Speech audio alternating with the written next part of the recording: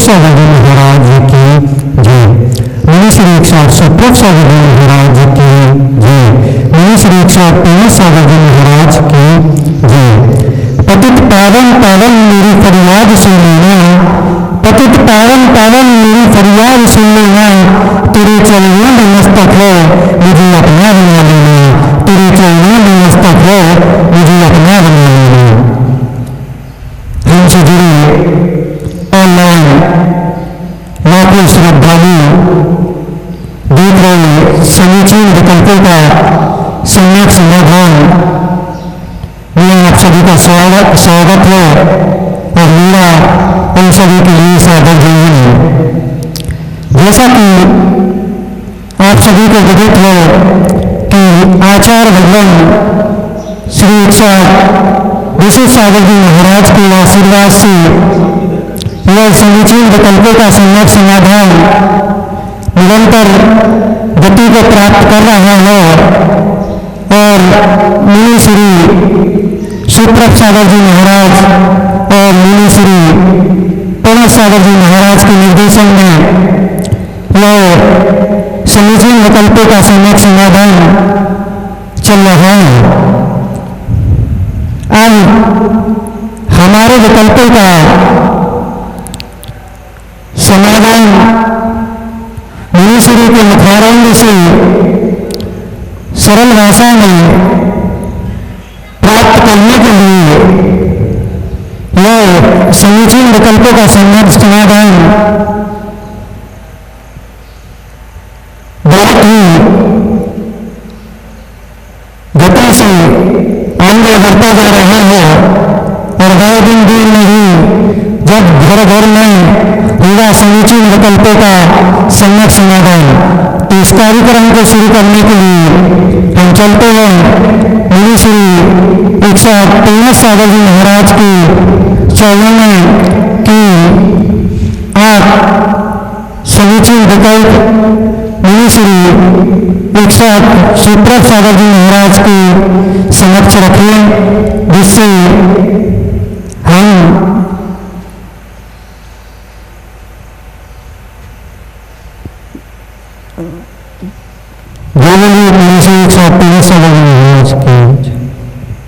ओम नमः सिद्धेभ्यः। पंच परमेष्टि भगवान की जय। परम पूज्य आचार्य भगवंत गुरुवर विशुद्ध सागर जी मुनि महाराज जी की, परम पूज्य मुनि श्री सुप्रभ सागर जी महाराज जी की समीचीन विकल्पों का सम्यक समाधान। परम पूज्य आचार्य भगवंत विशुद्ध सागर जी महाराज के मंडल सभा शिष्य हम सभी परम पूज्य मुनि श्री सुप्रभ सागर जी महाराज के मुखारबिंद से आगमोक्त विधि से प्राप्त कर रहे हैं। प्रारंभ करते हैं देश के विभिन्न अंचलों से प्राप्त अनेक समीचीन प्रश्न। आज का पहला विकल्प प्राप्त हुआ है वासिम महाराष्ट्र से आनंदी रविंद्र कलमकर महाराज श्री के चरणों में बारंबार नमोस्तु निवेदित करते हुए अपना समीचीन विकल्प रख रहे हैं कि महाराज जी 24 तीर्थंकर भगवान के चिन्ह जो है वो अलग अलग है, तो किसी भी तीर्थंकर भगवान का चिन्ह मनुष्य का चिन्ह क्यों नहीं है। हमारे समीचीन विकल्प का सम्यक समाधान करने की अनुकंपा करें। नमोस्तु महाराज जी, नमोस्तु। नमः सिद्धेभ्यः। परम पूज्य आचार्य भगवान गुरुवर विशुद्ध सागर जी महाराज की, परम पूज्य मुनि श्री सुप्रभ सागर जी महाराज जी की। एक छोटे से दृष्टांत के द्वारा मैं आपके प्रश्न का उत्तर देना चाहता हूं। एक बार एक ऐसा ही कोई पत्रकार जैसा प्रश्न आपके दिमाग में आया है वैसा ही प्रश्न लेकर वह खोज करने के लिए निकला कि ऐसी कौन सी बात है जो कि हमें इंसान पता चले। उसकी खोज चल रही थी कि इंसान कैसा है, कहाँ है और इंसानियत कहाँ बची। उस इंसान और इंसानियत की खोज में निकला हुआ पत्रकार अचानक किसी एक क्षेत्र पर, तीर्थ क्षेत्र पर पहुंचा, जहां 24 विराजमान थी, 24 तीर्थंकर की प्रतिमाएं विराजमान थी। उस स्थान पर वह पहुंचा और जैसे ही वहां पहुंचा उसने कुछ अलग ही दृश्य वहां पर देखा, क्योंकि वह क्षेत्र थोड़ा सा नगर से दूर था, विशेष भीड़ नहीं थी, पर सामान्य रूप से जो प्रतिदिन आने वाले थे, आसपास में जितने घर थे, वहां के कुछ वृद्ध व्यक्ति और कुछ वृद्ध मां वहां पहुंच रही थी। उसने अचानक से देखा, वह विचार तो यही कर रहा था कि इंसानियत कहाँ मिलेगी। उसने सोचा कि भगवान का मंदिर है, 24 ही है, सब लोग जा रहे हैं, हम भी दर्शन कर ले, हो सकता है वहां पर मुझे कुछ उत्तर मिल जाए। वह अंदर जा ही रहा था, अंदर जा ही रहा था, इतने में एक रास्ते में एक व्यक्ति मिला और वो बहुत दौड़ के कहीं बाहर जा रहा था। उसने पूछा, भाई इतनी जल्दी में कहाँ जा रहा है? उसने कुछ उत्तर नहीं दिया। अंदर गया, अंदर देखा एक बूढ़ी माँ बेहोश पड़ी थी। उसे कुछ समझ में नहीं आया हो क्या रहा। कुछ अलग ही घटना उस दिन घटी थी। खुला स्थान था, जंगल था, तो घूमते घूमते एक बंदर वहां पहुंचा था। कहाँ? 24 में बंदर पहुंच गया था और जैसे ही बंदर ने भगवान के दर्शन कर रहा था, उसने देखा एक भगवान के चिन्ह। क्या था? अभिनंदन नाथ भगवान का चिन्ह बंदर। उसने देखा मेरी फोटो, मेरा चित्र, खुश हो गया। उसने सभी भगवान के नीचे देखा, उसको कहीं घोड़ा मिला, कहीं हाथी मिला, कहीं शेर मिला, कहीं बैल मिला। वो खुश हो गया, कितने अच्छे हैं ये इंसान, इनके दर्शन करने आते हैं, पर भगवान तो हमारे हैं। क्योंकि चित्र ऐसा होता है डॉक्टर साहब, जहां अपनी फोटो है व्यक्ति समझता है वो मेरा ही है। वो तो बंदर था, उसको भी ऐसे ही लगा कि देखो ये तो भगवान हमारे हैं। जंगल में पहुंचा और जितने जितने उसके त्रियंश मित्र थे सबको बुलाकर मंदिर लिया, चलो चलो अपने भगवान हैं। बंदर तो बंदर था, सबको एक एक स्थान पर बिठा दिया, जहां जिसका चिन्ह था उसको वहां पर बैठा दिया। बड़ी बड़ी 24 थी, बैठने की जगह थी, वे सब वहां बैठ गए। और शुरू में बैल था, बंदर था, तब तक तो कुछ नहीं हुआ। जैसे ही वे दर्शन करने वाली जो बूढ़ी अम्मा गिर पड़ी थी, क्यों गिरी थी? बेहोश हो गई थी। हाथी, घोड़ा, बंदर यहां तक तो फिर भी चल गया, शेर को देखी और चक्कर आके गिर पड़ी। वहां जो पूजा करने वाले थे, अभिषेक करने वाले थे, वे भी सोच रहे हैं ये क्या हो गया, पर कोई भी उसे उठाने नहीं गया। वो पत्रकार दरवाजे से सब कुछ देख रहा था और जैसे ही और अंदर जाता है, उसने सोचा हम ही उठा ले बूढ़ी को। उस बुढ़िया को उसने थोड़ा सा पानी का किंचा लगा के उठाया। वह जैसे ही शुद्धि में आई, बेहोशी दूर हो गई, तुरंत डिब्बी उठाकर वो भी भाग गई। शेर से डर गई थी, उसने समझ नहीं आया उसे ये हो क्या रहा है। उसने कहा ठीक है, हमें क्या लेने देना, मुझे तो अपने प्रश्न से मतलब है। इंसान इंसान में अंतर और इंसानियत, इस विषय को लेकर गहन चिंतन कर। एक एक करते करते वो भगवान के दर्शन करने लगा। जैसे भगवान के सामने माथा टेकता, आगे बढ़ता, करते करते वह अभिनंदन नाथ भगवान के सामने पहुंचा। और जैसे ही अभिनंदन नाथ भगवान के सामने पहुंचा, बंदर ने क्या किया होगा? कोई आदि ऐसा होता है ना, महाराज के साथ रहते रहते महाराज ने नमस्ते कर दिया, महाराज तो आशीर्वाद देते, धीरे से हाथ अपना भी उठ जाता। बंदर तो बंदर था, बंदर ने जैसे ही उस पत्रकार ने झुक के नमस्कार किया, सर पे हाथ रखे के आशीर्वाद आशीर्वाद। वो पत्रकार कहता है कैसी बात कर दी, मैं भगवान को नमस्कार कर रहा हूं, तुम्हें थोड़ी नमस्कार किया, तू क्यों आशीर्वाद दे रहा है? वो कहता है नहीं, भगवान मेरे हैं। वो कहता है तेरे कैसे? ये तो पैसे देने वाला कोई और होगा, सब कुछ अलग है, तेरे कैसे? देख कहना चित्र मेरा बना है, चित्र मेरा बना है। उसने वास्तव में अभी तक गौर नहीं किया था, गौर किया इसने बैल, हाथी, घोड़ा, बंदर, ये सभी त्रियंश है, कोई इंसान का चित्र नहीं बना।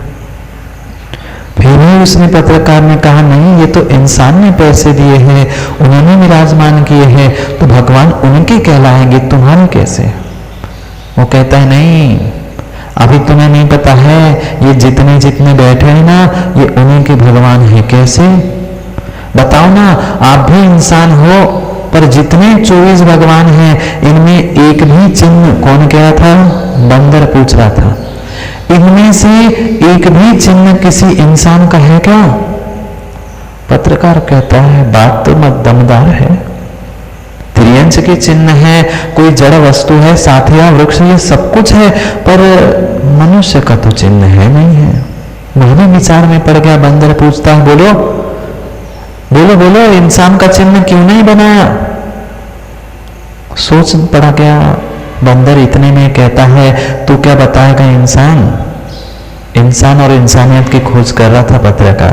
बंदर कहता है तू क्या खोजेगा? इंसान मैं बताता हूं, इंसान बाहर से भले ही एक है पर भीतर से अलग है। हम त्रियंश बाहर से भिन्न हैं, पर हम सब एक है, एक जंगल में रहते हैं। तुम एक घर में 4 इंसान अच्छे से नहीं रहते, इसलिए भगवान के जो चिन्ह बने हैं कहीं इंसान नहीं है, वहां त्रियंश के ही चिन्ह हैं, क्योंकि इनके तन भिन्न हैं पर मन एक से होते हैं। इंसान के तन एक से होते हैं पर मन भिन्न भिन्न होते हैं, इसलिए किसी इंसान का चिन्ह किसने बताया? बंदर ने इंसान को अकल दे दी। ऐसे ही समझना, यह एक रूपक के रूप में मैंने एक संक्षेप में आपको कथा बता दी, पर वास्तविकता यही है कि इंसान एक जैसा लगता जरूर है, पर उसके निमित्त से कभी भी किसी की पहचान नहीं होती। इसलिए इंसान का चिन्ह ना बनाकर अनेक अनेक प्रकार के चिन्हों को वहां बनाया गया है। एक तो ये रूपक उपमा के स्वरूप हमने समझा, पर वास्तविकता तो ये है आगम के परिप्रेक्ष्य में जो आचार्य भगवंतों ने व्याख्या की है। तीर्थंकर भगवान के शरीर पर 1008 शुभ चिन्ह होते, और उन 1008 शुभ चिन्हों में से पैर के अंगूठे पर जो शुभ लक्षण होता है, वह शुभ लक्षण उस भगवान का चिन्ह या लक्षण के रूप में प्रतीक होता है। और ऐसे शरीर पर जो भगवान के शरीर है, उस पर जो चिन्ह है, उस पर कहीं भी इंसान के आकार का कोई भी चिन्ह नहीं होता। वहां पर मयूर, साथिया, वृक्ष आदि आदि अनेक प्रकार के जो शुभ चिन्ह होते हैं, उसमें से पैर के अंगूठे पर जो चिन्ह होता है, वह उस भगवान का चिन्ह कर उसको प्रदर्शित किया जाता है, बताया जाता है। यह दोनों प्रकार से आगम से और व्यवहार से लौकिकता के दृष्टांत से भी हमने भगवान आपके समीचीन विकल्प का सम्यक समाधान प्राप्त किया। अगला विकल्प प्राप्त हुआ है पाली ललितपुर उत्तर प्रदेश से। महाराज श्री के चरणों में बारंबार नमोस्तु निवेदित करते हुए अपना समीचीन विकल्प रख रहे हैं कि महाराज जी विपरीत परिस्थितियों में मन को कैसे स्थिर रखा जाए, जिसमें कि भावों की विशुद्धि बने रहे और भगवान के प्रति अश्रद्धान भी ना हो। हमारे समीचीन विकल्प का सम्यक समाधान करने की अनुकंपा करें। नमोस्तु महाराज जी। महाराज यह जो जीवन है उसमें अनुकूलताएं, प्रतिकूलताएं, सुख दुख प्रतिदिन प्रति समय आते जाते रहते। इसमें सबसे बड़ी साधना पंचम काल में अगर कोई है तो अपने मन को संभालने की, और अनुकूल परिस्थिति में, सुख के दिनों में, अच्छे दिनों में व्यक्ति हमेशा ही अच्छा रहता है, अच्छे भावों से जीता है। पर सबसे बड़ी परीक्षा उसके जीवन की तभी आती है जब सामने बहुत बड़ी विषमताएं होती है, प्रतिकूलता होती है, तभी अपने आप के मन को संभाल लेना यही सबसे बड़ी बात होती है। इसलिए मैं तो आपके लिए यही कहना चाहता हूँ कि प्रतिकूलता हो चाहे अनुकूलता हो, कितनी ही विपरीतता हो, कितनी ही सरलता ही क्यों न हो, हमें अपने स्वयं के परिणामों को संभालना ही सबसे जरूरी है। क्योंकि व्यक्ति का वश कभी भी परिस्थितियों पर नहीं चलता, मनस्थिति पर चलता है। हमें अपनी स्वयं की मनस्थिति संभालनी होगी, परिस्थिति नहीं संभल सकती। इसलिए जो आपने ये विकल्प भेजा है कि परिस्थिति विपरीत होने पर हम अपने मन को कैसे संयमित करें, हम कैसे अपने मन को संभालें, इसलिए आपको यह बात समझनी होगी। कर्म सिद्धांत के कुछ पहलुओं को आपको टटोलना होगा। जो आपके साथ ही विपरीत परिस्थिति आ रही है, ये विपरीतता आ रही है, वे परिपूर्ण रूप से आपके पिछले कर्मों का ही उदय है।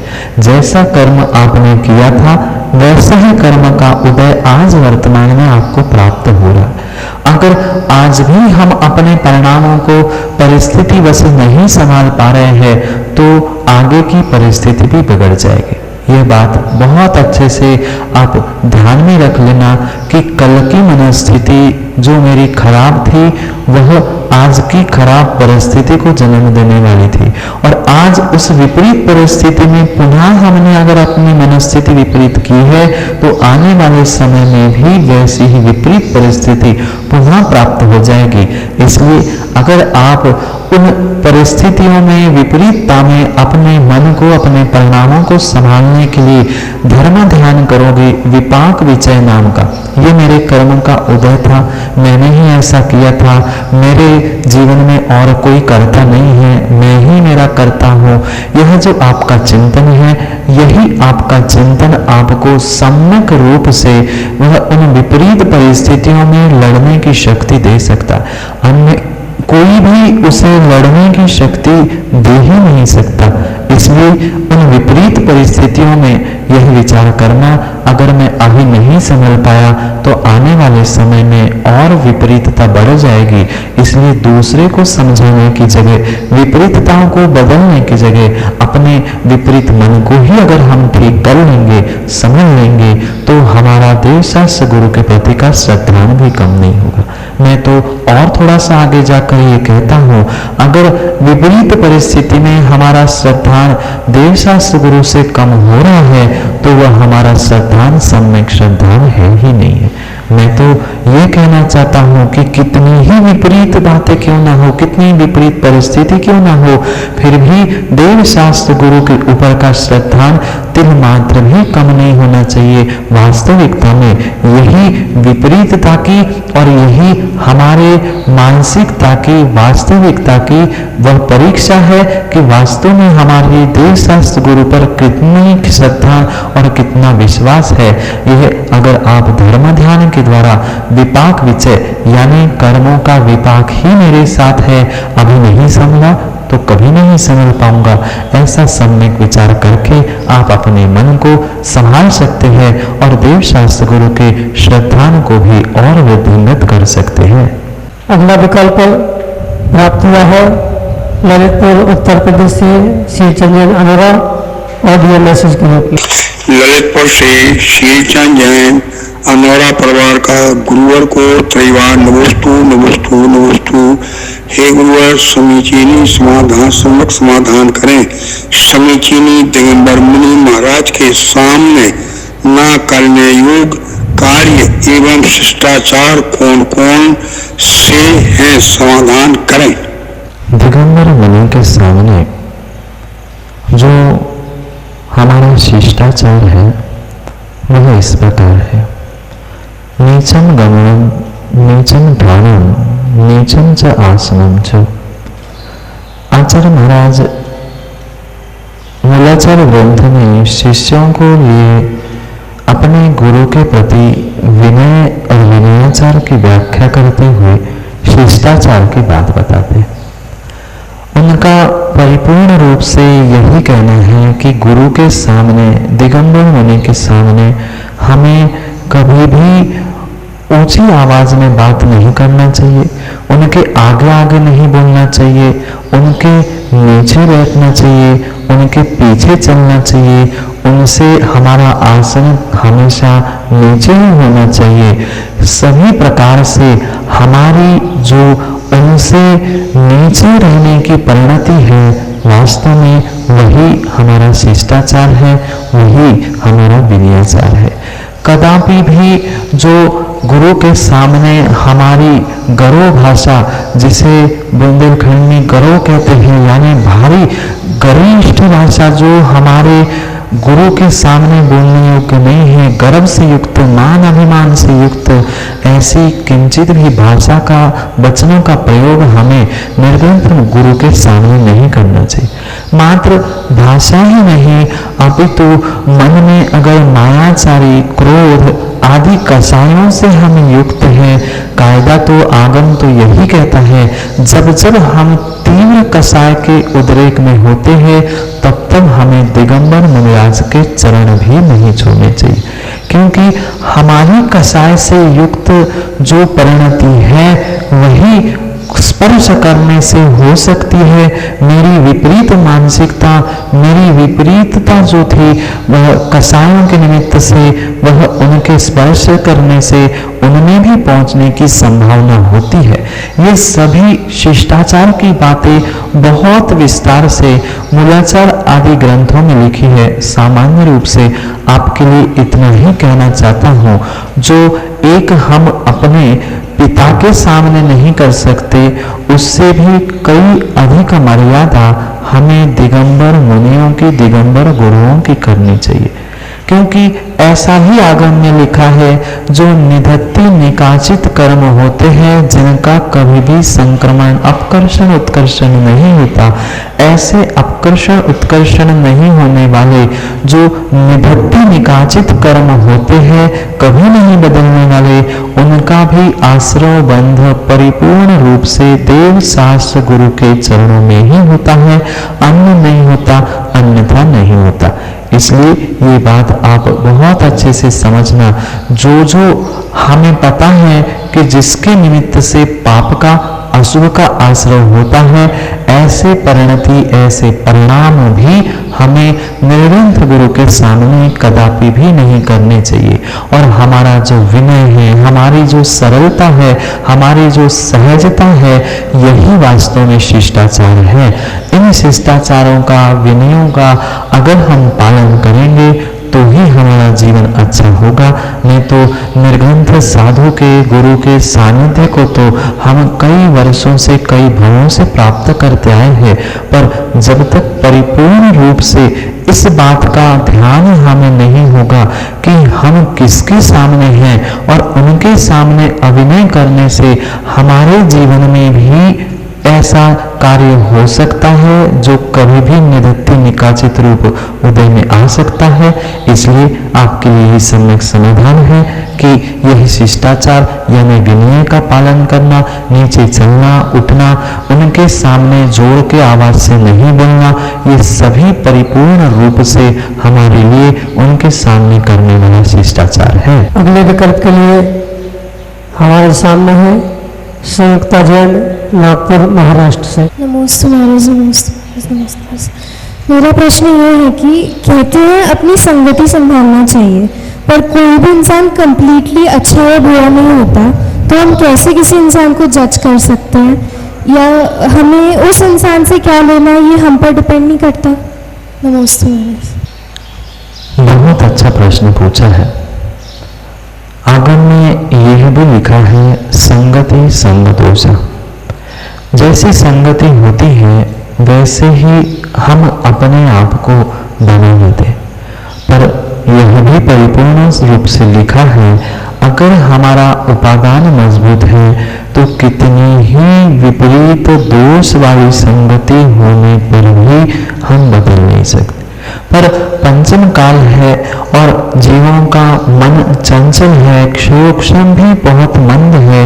इसलिए आचार्य भगवंतों ने ये लिखा है कि जानबूझकर ऐसे निमित्तों के पास क्यों पहुंचे। भले ही हमारे पास सुरक्षा है, सब कुछ है, पर फिर भी अनावश्यक रूप से या बिना कोई प्रयोजन के कोई भी अग्नि में कूदने का प्रयास नहीं करता। आजकल परिपूर्ण रूप से सुरक्षा कवच आदि बहुत सारी व्यवस्थाएं बन गई है, पर उसका मतलब ये नहीं है कि हम जानकर अग्नि में कूद जाए।